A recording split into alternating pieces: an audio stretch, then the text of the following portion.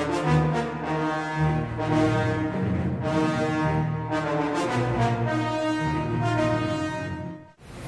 that's actually a good general one. Let's go. We'll get back to questions in a second. I want to do a quick run through. Favorite thing you've written? Give those pages in. I don't know. What question is that? Pick something great. The agent in general.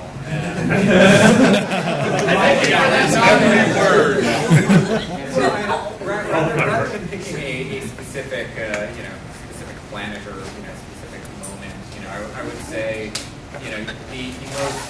my favorite aspect of it would be the sort of very, very long-term plotting and being able to, look at a plot and look at a character arc for both the player and the surrounding, characters and go, all right, how is this story going to progress? The environment and the characters and what life as an Imperial agent is like and what that means to you over the course of such a tremendous amount of time within a single game. If we were putting out one game, it wouldn't have, if we were putting out just KOTOR or just Mass Effect, it would not have the length of that sort of character arc or long-term plotting and complications and emotional development. And that's a lot of fun to work with to have that side of the kingdom. That's all right. I can't top that. You can all go now. I'm gonna go with companion character. Which one? Oh, don't say. Unannounced companion character 7 was my favorite thing. Yeah, that one with the hair and the eyes. That actually does it. Yeah. So not Kim Ball.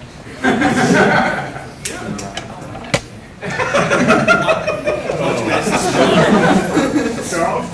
I would say, recently my favorite thing that everyone would know about, I've been playing a lot with one of the trooper companions, Tanner Vick, and I've been really pleased to see how the writing, and especially the voice actor working with the writing, really brought this guy to life and took it so much further than I could imagine. It's fun to get to live with the character for a little while and see them develop. Absolutely. And affect how they develop as a player. It's very, very cool. Mr. Perfect. Well, the companion character I wrote was so much fun because everyone loves writing droids. So Drew got to have the fun of writing T7. We decided at one point that we didn't want the astromechs to be non-understandable, but we didn't want them to speak English. So I think, Paul, were you the first one? No, to it was do it? Robin. Rob, oh yeah, Mr. Rob Chesney, who's over on the marketing side now, on the community side. Yeah, Rob came up with a clever way to basically sort of write little English algorithms for how the astromechs talk, and oh, is that fun to write? Oh, that's fun for an entire character arc. I think I really like the end of Jedi Knight Lost. There's some fun stuff in there. I had some fun with that. That's probably like actual answer. Mr. Fofi? Most of what I've written is codex entries. They're awesome. They're incredible. They are. Particularly favorite ones were the ones on Tatooine. It's one of my favorite planets. Writing there, by sort of doing the world building, and Tatooine is it's a desert planet, obviously a very harsh climate, and so writing sort of the creatures and locations there, you can describe all these situations that are basically creatures and even people living there just barely on the edge of survival, and writing stuff like that is Sure. I would say probably the favorite thing I've written is the Trooper's first command. We haven't actually announced we have. yet, so I would say I think everybody's seen him though. Does anyone here know who the first companion is? It's kind of a spoiler. Because people have played that long. Okay, well, people are going to see when they play, but anyway. He's a lot fun to write, and it's a lot of fun working with main characters because you can get more into character development as opposed to just like, I need this done, so do it. It's more about like actually talking and being the person and building your relationship with that character. It's rewarding fun. Especially when they're maybe somewhat difficult character to they're kind of a jerk. Finding a way to turn them into someone you want to hang out with. Yeah, exactly. He did very well. Mr. Wright? My favorite would be Flashpoint we haven't announced yet. That was awesome, and I can't wait until we do announce it. Other than that, probably the Imperial Corellia World arc. That was one of the later things I wrote on the project. It was really fun, and it was great to take some characters through an entire planet arc, and also just put on a giant scale. Like, tons of big things are happening, make it as cool as you can, and have fun with school. So that was my favorite thing to talk about. Really comes late in the game, and James came to us at one point and said, "Okay, here's where you get to go wild again," and that makes it super fun. I'll say for mine, still my favorite piece. I wrote that today. I'm not gonna say Republic Roulette, although that's the quest that's still probably. There were a number of quests that we wrote right after I got here from Dragon Age. Most of which are no longer in the game. The S&M Sith Orgy quest is gone. But Republic Roulette is still there, where people are gambling with refugees who run out into the minefield and randomly explode into the air. But they're going to get fabulous prizes if they live. They are going to get fabulous prizes if they live. I really want a writer's cut though that has all that. You have to pay extra. The director's cut. There we go. My favorite piece that's still in there that I was really happy with how it came about is, and this is a bit of a spoiler for plan. Probably not going to get this far. In the Bounty Hunter on Roman Costs, I wrote the first quest where there is somebody who sends you to kill his daughter, who's a huge political liability for him. And the subtext of it is that he's very conflicted of it, and if you're paying attention to it, you can tell. And the actor does a fabulous job with it. But a lot of players, of course, are not going to. They're like, okay, I got to do what? All right, I'm going to go. And he's really, really destroyed if you come back with his dead daughter. And if you do the wrong thing for the quest, and you go light side and you freeze her up instead and you bring her back, he is massively, massively grateful. And you get to actually have this real emotional moment with somebody who was doing something they didn't want to do, and you got to bring their family back together.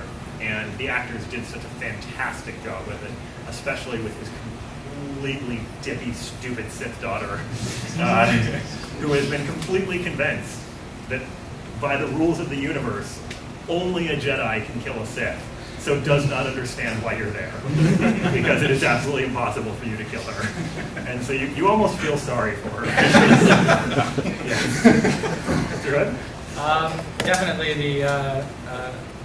I got to write 3 romanceable companion characters, and companion character romances are always so much fun to write because, I started working as a screenwriter and I really enjoyed writing romantic comedies, and just the snappy banter. That was some of my favorite stuff in the original trilogy was Han and Leia arguing throughout the movies. And so being able to kind of create similar experiences. Also, before I finally settled down and married a good woman, I dated a lot of interesting women over the years, and so I brought a little bit of that to some of those characters. And possibly the single best brainstorm we ever had, because we have dozens of romances, because every class has their own companion characters. So instead of just having to write the very typical sort of, right down the line couple of, the good romance and the bad romance, we got to do a whole bunch of different types of romances. So the brainstorm where we got all up and talked about all the different types of awful relationships that you could have, there's some fun ones in there. There are some good relationships too. Yeah. Yes. There's some that work out really well. Go date Cleo. She's a hoot. Miss Lewinsky. I have things I like and dislike about everything I wrote, but one thing I've been looking a lot at lately that I'm pretty happy with is the boss world arc. It was challenging because we're introducing a whole new, hopefully exciting world and blend of people, but I thought it was fun to find interesting, subtle ways to introduce all those things and hopefully make you really start to like the place, and I think it turned out pretty well. Yeah, Boss was kind of the terror for my team because Boss was my planet, and I had a very, very clear picture of where it was supposed to go, and then Jessica got to deal with that.